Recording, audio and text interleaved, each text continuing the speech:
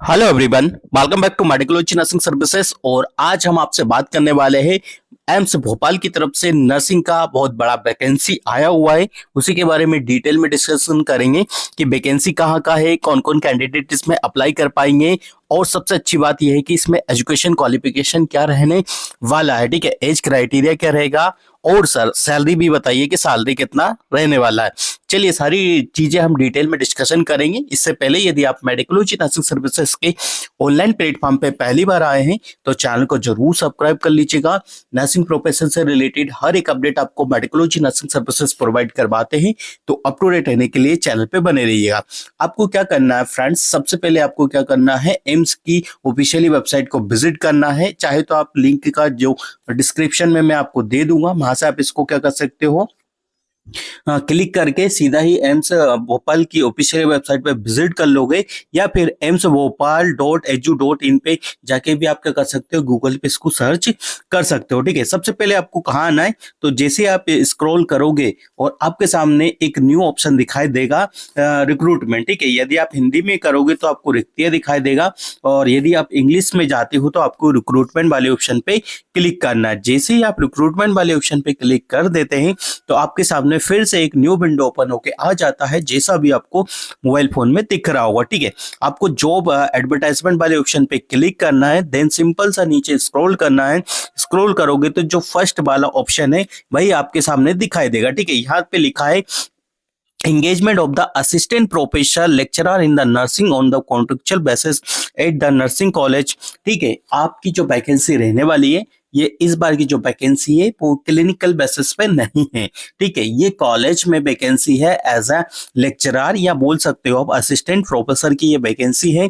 तो जाहिर सी बात है कि यदि असिस्टेंट प्रोफेसर की ये वैकेंसी है तो इसमें आपसे एक्सपीरियंस मांगा जाएगा, और वो एक्सपीरियंस भी क्या होगा, आपका टीचिंग का होगा। ठीक है, तो हम इसका देख लेते हैं कि इस बार जो डिटेल एडवर्टाइजमेंट है वो क्या कहता है, कब से इसके फॉर्म को फिल किया जाएगा, और ऑफलाइन फॉर्म होंगे कि ऑनलाइन फॉर्म फिल किया जाएगा। ठीक है, तो हमारे सामने एडवर्टाइजमेंट हमने ओपन कर लिया है, और सबसे अच्छी बात है, देखो इन लोगों ने बहुत बड़े और बहुत ज्यादा हाईलाइट किया हो कि ये बेसिस पे केस है, कॉन्ट्रेक्चुअल बेसिस पे ये वैकेंसी इन लोगों ने निकाली हुई है। ठीक है, अब देखिए 1 ईयर के लिए वैकेंसी है, डिटेल यहाँ पे देख के रखा है, असिस्टेंट लेक्चरर की वैकेंसी है। ठीक है, फॉर द पीडियाट्रिक नर्सिंग। ठीक है, मतलब इन्होंने स्पेशली मेंशन किया पीडियाट्रिक नर्सिंग के लिए है, तो जाहिर सी बात है कि इन्होंने आपका जो एमएससी है वो पीडियाट्रिशियन से पीडियाट्रिक में होना चाहिए, तभी जाके आपके लिए फेवरेबल ये चीजें होने वाली है। ठीक है, वैकेंसी है अनरिजर्व कैटेगरी की, और वो भी सिंपल क्या है, एक वैकेंसी इन लोगों ने रखी गई है। ठीक है, कितना है बच्चों, एक वैकेंसी रखा हुआ है। एसेंशियल क्वालिफिकेशन की यदि मैं आपसे बात करूं, master degree in the nursing from a recognized institute university should be registered with the Indian Nursing Council, 3 year teaching experience होना चाहिए।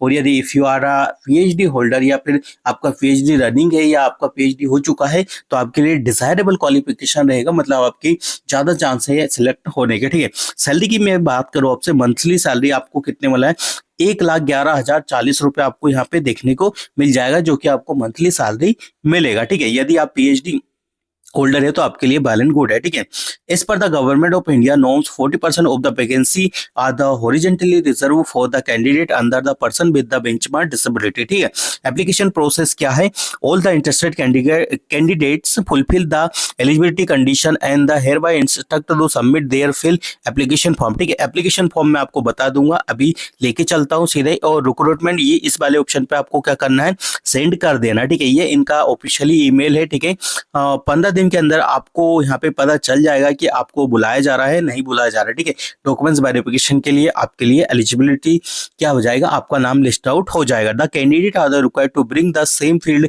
Application in the prescribe format. ठीक है, जो भी आप चीजें प्रिस्क्राइब फॉर्मेट में दे रहे हो वो आपको डॉक्यूमेंट्स वेरिफिकेशन के टाइम पे लाना, ऐसा नहीं कि आप कुछ भी झूठ बोल रहे हो और उस टाइम आपको चीजें नहीं हो। ठीक है, तो ये चीजें हैं। और एलिजिबिलिटी कंडीशन क्या है, the above vacancy are the proportionally and the subject to variation. ठीक है, the executive director AIIMS Bhopal reserve the rights. ठीक है, वो कम ज्यादा भी इसको कर सकते हैं। ठीक है, as experience and the all the other prescribe qualification will be counted on the date of the interview as the when the conducted. ठीक है, सारी चीजें उसी टाइम होगी। सैलरी मैंने बता दिया कितना रहेगा। एप्लीकेशन फीस देखो, the application fees for the general category 1,000 रुपए आपको लगने वाला है। ठीक है, कितना लगेगा, लगेगा बच्चों, 1000 रुपये लगेगा। SC/ST यदि वुमेन है तो उनके लिए कोई भी एप्लीकेशन फीस नहीं रखने वाली है। Fees is to be paid by the demand, ठीक है। आपकी जो फीस होगी वो डिमांड ड्राफ्ट में होगी, ठीक है। कैसे होगी आपको मैं बता देता हूँ कि आपको एक चालान बनवाना पड़ेगा, DD जिसको हम लोग बोलते हैं। एग्जीक्यूटिव डायरेक्टर एम्स भोपाल की तरफ से आपको क्या करवाना पड़ेगा, ये DD यहाँ पे बनवाना पड़ेगा। Fee once remitted will be not be refunded. ध्यान देना है कि आपकी जो फीस है वो रिफंडेड नहीं होगी। फ्रॉम अदर इंस्टीट्यूट, ठीक है। नो ऑब्जेक्शन सर्टिफिकेट भी आपको लगने वाला है। एज की बात करें 50 ईयर आपके लिए एज यहाँ पे रखा गया हुआ है, ठीक है। बाकी SC/ST और जो भी चीजें हैं यहाँ पे मेंशन की गई है वो सब यहाँ पे रिलेटेबल है। जो भी चीजें हैं यदि आप जो भी यहाँ पे पुट कर रहे हो एप्लीकेशन फॉर्म में, वो शुड भी क्या है, करेक्ट होना चाहिए। देखो एक ही वैकेंसी रखी है और वो भी क्या है, अनरिजर्व कैटेगरी की। अब हम इसके एप्लीकेशन फॉर्म को ओपन कर लेते हैं और समझते हैं कि एप्लीकेशन फॉर्म में क्या क्या जानकारी आपके लिए भरना है, ठीक है। देखो यहाँ पे सबसे अच्छी बात है, एडवर्टाइजमेंट नंबर देके रखा है वो आपको लिखना है, ठीक है। आपको पासपोर्ट साइज फोटो लिखना है। Name in the block letter, ठीक है। आपको जो भी लेटर वगैरह यहाँ पे अच्छे से मेंशन कर लेना। हालांकि जो भी MSc वाले होंगे उन लोगों को तो पता है कि क्या चीजें हैं क्या नहीं, उनको बताने की भी यहाँ पे जरूरत नहीं, क्योंकि वो वेल एजुकेटेड और लेक्चरर, यदि आपने MSc नर्सिंग कर लिया है तो you will be higher education, ठीक है। तो आपको ये सारी चीजें समझ में आ जाएगी। यदि आपको इसका फॉर्म चाहिए तो आप मेडिकोलॉजी नर्सिंग सर्विसेज के व्हाट्सएप ग्रुप पे हमको मैसेज कर सकते हो, या वहां से मैसेज करके आप हमसे ये फॉर्म भी ले सकते हो, ठीक है। बाकी यदि कुछ भी आपको ऐसा डाउट लगता है रिगार्डिंग टू वैकेंसी तो आप हमें मैसेज करके अपनी क्वारी को मिनिमाइज कर सकते हो। Thank you so much guys. और किसी भी प्रकार की वैकेंसी का अपडेट पाने के लिए आप मेडिकोलॉजी नर्सिंग सर्विसेज के यूट्यूब चैनल को सब्सक्राइब कर लीजिएगा। यदि किसी भी बच्चे को एम्स नॉर्सेट 11 का फॉर्म फिल करवाना है, वो भी घर बैठे फॉर्म फिल करवाना है और वो भी एक नर्सिंग ऑफिसर द्वारा, तो हमसे कॉन्टेक्ट करके आप अपने फॉर्म को घर बैठे क्या कर सकते हो, फिल करवा सकते हो। Thank you so much guys.